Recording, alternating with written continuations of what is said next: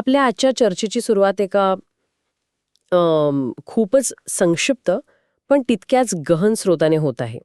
आपल्याला जी माहिती मिळाली आहे त्यात फक्त 3 शब्द आहेत: ब्रह्मचर्य आचरण, फायदे.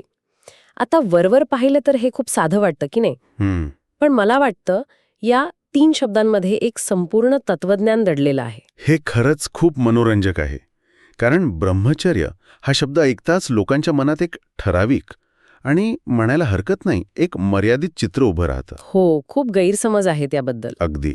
पण इथे आचरण आणि फायदे हे शब्द जोडल्यामुळे आपल्याला त्या वरवरच्या अर्थापलीकडे जाण्याची संधी मिळते. आपण त्याच्या व्यावहारिक आणि तात्विक बाजूंचा विचार करू शकतो. बरोबर. आणि म्हणूनच आज आपण या 3 शब्दांची उकल करणार आहोत. म्हणजे ब्रह्मचर्य म्हणजे खरंच फक्त शारीरिक संयम आहे का? आचरण म्हणजे नेमकं काय? आणि हे सगळं केल्यावर मिळणारे फायदे हे फक्त आध्यात्मिक असतात की त्याचा आपल्या रोजच्या आयुष्यावरही काही परिणाम होतो? चला याचा शोध घेऊया. नक्कीच. मला वाटतं सुरुवातच आपण ब्रह्मचर्य या शब्दापासून करूया. कारण सर्वात जास्त गैरसमज याच शब्दाबद्दल आहेत. ठीक आहे. तर ब्रह्मचर्य म्हणजे साधारणपणे हा शब्द ऐकल्यावर लोकांना वाटतं की अविवाहित राहणं किंवा शारीरिक सुखांचा त्याग करणं, एक प्रकारची कठोर तपश्चर्या जणू. पण मला वाटतं स्रोताचा रोख त्याहून खूप अधिक सखोल आहे. अगदी बरोबर. आणि हाच तो गैरसमज आहे जो दूर करणं खूप महत्वाचं आहे. त्यासाठी या शब्दाची फोड करणं गरजेचं आहे. ब्रह्मचर्य हा शब्द 2 शब्दांपासून बनला आहे. ब्रह्म आणि चर्य. ब्रह्म आणि चर्य. हो. ब्रह्म या शब्दाचा अर्थ आहे अंतिम सत्य, परमचेतना किंवा सर्वोच्च ज्ञान. ओके. आणि चर्य या शब्दाचा अर्थ आहे आचरण किंवा मार्गक्रमण. त्यामुळे ब्रह्मचर्य या शब्दाचा खरा व्यापक अर्थ काय होतो तर असं आचरण किंवा असा जीवनमार्ग जो ब्रह्माकडे किंवा अंतिम सत्याकडे घेऊन जातो. वाह. म्हणजे ही फक्त एक कृती नाहीये. नाही, ही एक संपूर्ण जीवनदृष्टी आहे. म्हणजे हे फक्त शारीरिक पातळीवर मर्यादित नाही. हा एक मार्ग आहे जो अंतिम ज्ञानाकडे जातो. याचा अर्थ हे कशापासून तरी दूर राहणे असं नाहीये, तर कशाच्या तरी दिशेने जाणे आहे. हे ऐकून तर या संकल्पनेकडे बघण्याचा दृष्टिकोनच बदलतो. नक्कीच. आणि या मार्गावर चालण्यासाठी केवळ शारीरिकच नाही तर आपल्या सर्व इंद्रियांवर नियंत्रण मिळवणं अपेक्षित आहे. आपले विचार, आपली वाणी, आपली कृती ह्या सगळ्यावर संयम. पतंजलींच्या योगसूत्रांमध्ये सुद्धा याचा उल्लेख आहे, बरोबर? अगदी. अष्टांग योगातील यम या पहिल्या अंगात ब्रह्मचर्याचा समावेश आहे. त्याला अहिंसा, सत्य, अस्तेय यांच्या बरोबरीचं स्थान दिले. यावरूनच याचं महत्त्व कळतं. पण एक मिनिट, हा संयम कशासाठी? म्हणजे याचा अंतिम उद्देश काय? आपण आपली ऊर्जा का वाचवायची? उत्तम प्रश्न आहे. याचा मुख्य उद्देश आहे ऊर्जेचं संवर्धन, म्हणजे एनर्जी कॉन्झर्वेशन.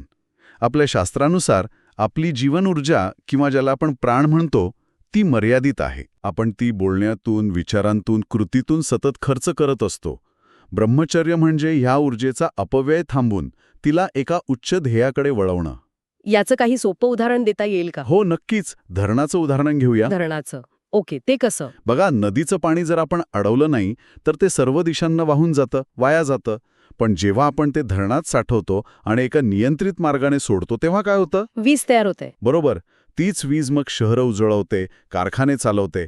तसंच आपल्या ऊर्जेचं आहे. धरणाचं उदाहरण खरंच उत्तम आहे. पण एक विचार आला मनात. धरणात पाणी फक्त साठवून ठेवलं तर ते निरुपयोगी आहे. ते योग्य दिशेने सोडल्यावरच त्याचा उपयोग होतो. म्हणजे इथेही केवळ ऊर्जा वाचवणं महत्वाचं नाही, तर तिला कुठे वापरायचं हे जास्त महत्वाचं आहे, नाही का? तुम्ही अगदी अचूक मुद्दा पकडला आहे. हीच या संकल्पनेची दुसरी आणि सर्वात महत्वाची बाजू आहे. याला आपण एनर्जी रिडायरेक्शन म्हणू शकतो. ही केवळ ऊर्जा वाचवण्याची प्रक्रिया नाही, तर त्या वाचवलेल्या ऊर्जेला एका विधायक, एका रचनात्मक ध्येयाकडे वळवण्याची कला आहे. आणि ते ध्येय कोणतेही असू शकतं. कोणतंही, मग ते आध्यात्मिक प्रगती असो, वैज्ञानिक संशोधन असो, कला साधना असो किंवा अगदी एखादा व्यवसाय उभा करणे असो. हे ऊर्जेच्या व्यवस्थापनाचं शास्त्र तर पटतंय, पण हे रोजच्या आयुष्यात आणायचं कसं? आणि इथेच मला वाटतं आचरण हा शब्द महत्वाचा ठरतो. कारण स्रोतामध्ये ब्रह्मचर्य नियम असं म्हटलेलं नाही, तर आचरण म्हटलंय. यात नक्कीच काहीतरी फरक असणार आहे. हो, आणि तो फरक खूप महत्वाचा आहे. काय आहे ना, नियम हा शब्द अनेकदा बाहेरून लादलेला वाटतो, जसे शाळेचे नियम किंवा कायद्याचे नियम. जे पाळावेच लागतात. हो, पण त्यामागे नेहमीच आंतरिक समज असेलच असं नाही. अनेकदा शिक्षेच्या भीतीने नियम पाळले जातात. याउलट आचरण हा शब्द आतून येतो. तो समजून, उमजून, स्वेच्छेने स्वीकारलेला असतो. आचरण या शब्दात सातत्य आणि सजगता हे दोन्ही भाव आहेत. हे ऐकून मला माझा कॉलेजचा काळ आठवला. परीक्षेच्या आधी ठरवायचं की उद्यापासून फेसबुक बंद, फक्त अभ्यास. तो एक नियम स्वतःवर लादायचा प्रयत्न करायचे मी. पण 2 तासांतच नकळतपणे परत स्क्रोलिंग सुरू व्हायचं. हो, हे खूपच छान आणि खरं उदाहरण आहे. म्हणजे इच्छाशक्ती असूनही ते आचरण बनणं किती कठीण आहे. अगदी. आणि हेच आचरण या शब्दाचं महत्त्व आहे. आचरण म्हणजे ते आपल्या वागणुकीत, आपल्या स्वभावात उतरवणं. ती एक सवय बनवणं जी जाणीवपूर्वक लावावी लागते. हे एक सतत चालणारं अनुशासन आहे, ज्यात केवळ बाह्य कृतीवरच नाही तर आपल्या विचारांवरही लक्ष ठेवावं लागतं. म्हणजे आपण काय विचार करतो यावरही लक्ष ठेवणं. हो, मनात कोणते विचार येत आहेत, आपण काय बोलत आहोत, आपण काय पाहत आहोत, काय ऐकत आहोत, या सगळ्याबद्दल जागरूक राहणं हे या आचरणाचा अविभाज्य भाग आहे. कारण कृती करण्याआधी विचार मनात येतो. बरोबर.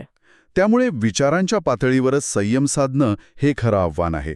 खरं तर ही एक प्रकारची एनर्जी ऑडिटिंगची प्रक्रिया आहे. एनर्जी ऑडिटिंग हा शब्दप्रयोग खूपच आधुनिक आणि रंजक वाटतोय. हो, याचा अर्थ आपली ऊर्जा कुठे गळत आहे, कुठे वाया जात आहे याच्या जागा शोधून त्या बंद करणे.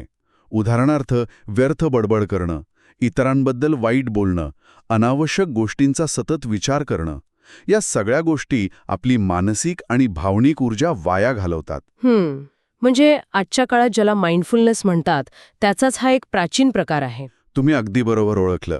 ब्रह्मचर्याचं आचरण म्हणजे या सर्व गळतीच्या जागांबद्दल सजग होणं. प्रत्येक क्षणी आपण आपली ऊर्जा कुठे खर्च करत आहोत याबद्दल सजग राहणं हेच या आचरणाचे मूळ उद्दिष्ट आहे. टेन्शनवर लक्ष ठेवण्याबद्दल आहे. आजच्या जगात जिथे आपलं लक्ष विचलित करणाऱ्या गोष्टींची काहीच कमी नाही, तिथे कल्पना खूपच प्रासंगिक वाटते. निश्चितच. कारण मनावर नियंत्रण मिळवणं हे सर्वात कठीण पण सर्वात महत्त्वाचं आहे. म्हणूनच आचरण हा शब्द इथे अधिक योग्य ठरतो. ठीक आहे. म्हणजे ब्रह्मचर्य हे ऊर्जेचं व्यवस्थापन झालं आणि आचरण म्हणजे ते सजगपणे रोजच्या आयुष्यात आणणं. आता आपण तिसऱ्या आणि सर्वात आकर्षक शब्दाकडे येऊया, फायदे. या सगळ्या अनुशासनातून आणि संयमातून नेमकं काय साध्य होतं? इथे मिळणारे फायदे हे सर्वांगीण स्वरूपाचे असतात. शारीरिक, मानसिक, बौद्धिक आणि आध्यात्मिक. जेव्हा एखादी व्यक्ती आपली मर्यादित ऊर्जा सर्व दिशांना वाहू देण्याऐवजी एका ध्येयावर केंद्रित करते, तेव्हा त्याचे अनेक आश्चर्यकारक परिणाम दिसू लागतात. आपण या फायद्यांना थोडं विस्ताराने पाहू शकतो का? सुरुवात शारीरिक स्तरापासून करूया. शरीरावर याचा काय परिणाम होतो? शारीरिक स्तरावर एक प्रकारची आंतरिक शक्ती आणि तेज, ज्याला इंग्रजीत व्हायटॅलिटी म्हणतात, ते निर्माण होतं. शरीर निरोगी आणि मजबूत बनतं. असं म्हणतात की ब्रह्मचर्यामुळे चेहऱ्यावर एक वेगळं तेज येतं. हो, असं ऐकलंय मी. यामागे एक साधं वैज्ञानिक कारण असू शकतं. जेव्हा शरीर अनावश्यक क्रियांमध्ये ऊर्जा वाया घालवत नाही, तेव्हा तीच ऊर्जा शरीराच्या संवर्धनासाठी आणि पेशींच्या दुरुस्तीसाठी म्हणजे सेल रिपेअरसाठी वापरली जाते. त्यामुळे रोगप्रतिकारशक्ती वाढते. व्यक्ती अधिक उत्साही आणि कार्यक्षम बनते. हे खूपच रंजक आहे. आता मानसिक स्तरावर काय परिणाम होतात? कारण आजच्या काळात मानसिक स्वास्थ्य, विशेषतः फोकस आणि एकाग्रता हे खूप महत्त्वाचं बनलं आहे. मानसिक स्तरावर होणारे फायदे तर प्रचंड आहेत आणि आजच्या काळात तेच सर्वात जास्त गरजेचे आहेत. सर्वात मोठा फायदा म्हणजे एकाग्रतेमध्ये म्हणजे फोकसमध्ये होणारी विलक्षण वाढ. याला समजण्यासाठी आपण कम्प्युटरचं उदाहरण घेऊ शकतो. कम्प्युटरचं? सांगा ना. आपल्या कम्प्युटरमध्ये जशी रॅम असते तशीच आपल्या मनाची एक क्षमता असते, बरोबर? जर कम्प्युटरच्या बॅकग्राऊंडमध्ये 20-25 प्रोग्राम्स उघडे असतील तर मुख्य कामाचा प्रोग्राम कसा चालतो? हळू चालतो, हँग होतो. अगदी तसंच आपलं मन सतत विविध विचारांमध्ये, इच्छांमध्ये विखुरलेलं असतं. हे सगळे बॅकग्राऊंड प्रोग्राम्स आहेत. ब्रह्मचर्याचं आचरण म्हणजे हे अनावश्यक बॅकग्राऊंड ॲप्स बंद करणं. म्हणजे याचा थेट परिणाम आपल्या मुख्य कामावर होतो. मग जे विद्यार्थी आहेत किंवा संशोधक आहेत त्यांच्यासाठी ही संकल्पना एक प्रकारचा स्टडी हॅक किंवा प्रोडक्टिव्हिटी टूल ठरू शकते. निसंशयपणे जेव्हा मनातला गोंधळ कमी होतो तेव्हा विद्यार्थ्यांसाठी स्मरणशक्ती म्हणजे मेमरी प्रचंड वाढते.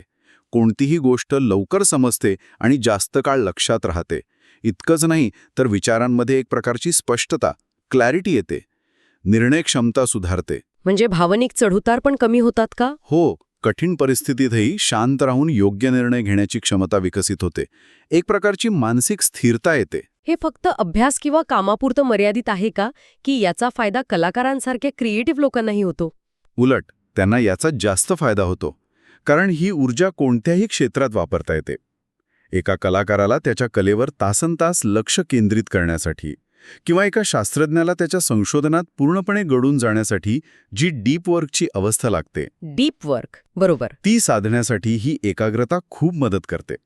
जेव्हा मन शांत आणि केंद्रित असतं तेव्हाच नवनवीन कल्पना सुचतात. म्हणजे ही संकल्पना मुळात ऊर्जेचा योग्य व्यवस्थापनाबद्दल म्हणजेच एनर्जी मॅनेजमेंटबद्दल आहे. अगदी बरोबर. स्वामी विवेकानंदांनी यावर खूप भर दिला आहे. त्यांच्या मते ही साठवलेली आणि रूपांतरित केलेली ऊर्जा ओजस नावाच्या सूक्ष्म शक्तीमध्ये बदलते. ओजस ही एक नवीन संकल्पना आहे माझ्यासाठी. याचा अर्थ काय? ओजस ही एक प्रकारे आपल्यातील सर्वात शुद्ध आणि शक्तिशाली ऊर्जा आहे. ही आपल्या व्यक्तिमत्वाला एक प्रकारची चमक किंवा तेजस्विता म्हणजे करिश्मा प्रदान करते.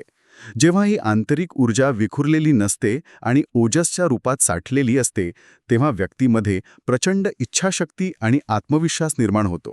ही ओजसची कल्पना खूपच प्रभावी आहे. म्हणजे हा फक्त परफॉर्मन्स वाढवण्याचा उपाय नाही, तर हे व्यक्तिमत्व विकासाचं एक साधन आहे. तुम्ही अचूक शब्द वापरला. यातून प्रचंड इच्छाशक्ती निर्माण होते. कोणतेही काम पूर्णत्वास नेण्याची जिद्द निर्माण होते. अपयशाने खचून न जाता पुन्हा प्रयत्न करण्याची ताकद मिळते. हेच या आचरणाचे सर्वात मोठे आणि व्यावहारिक फायदे आहेत. तर ब्रह्मचर्य आचरण फायदे या 3 सोप्या शब्दांमधून आपण एका संपूर्ण जीवनशैलीचा आणि तिचा परिणामांचा आढावा घेतला. ही केवळ एक शारीरिक क्रिया किंवा बंधन नाही, तर आपल्या शारीरिक, मानसिक आणि बौद्धिक ऊर्जेला एका विशिष्ट ध्येयासाठी केंद्रित करण्याची एक शक्तिशाली आणि सकारात्मक प्रक्रिया आहे. या चर्चेतून एक गोष्ट अगदी स्पष्ट होते की कोणत्याही संकल्पनेच्या वरवरच्या अर्थावर न थांबता तिच्या मुळाशी गेल्यावर तिचा खरा आणि व्यापक अर्थ आपल्यासमोर उलगडतो. ब्रह्मचर्य म्हणजे केवळ त्याग नसून ते एका मोठ्या ध्येयासाठी केलेली ऊर्जेची एक विधायक गुंतवणूक आहे. आजच्या जगात आपण सगळेच एका अटेन्शन इकॉनॉमीमध्ये जगत आहोत, जिथे आपलं लक्ष, आपलं अवधान हीच एक विकण्याची वस्तू बनली आहे. सोशल मीडियापासून ते स्ट्रीमिंग प्लॅटफॉर्मपर्यंत प्रत्येक गोष्ट आपलं लक्ष वेधून घेण्यासाठी स्पर्धा करत आहे. अशा काळात ही हजारो वर्ष जुनी संकल्पना आपल्याला आपलं लक्ष, आपली ऊर्जा परत मिळवण्यासाठी आणि ती आपल्याला खरोखर महत्त्वाच्या वाटणाऱ्या गोष्टींवर लावण्यासाठी एक मार्गदर्शक ठरू शकते का? हा विचार करण्यासारखा प्रश्न आहे.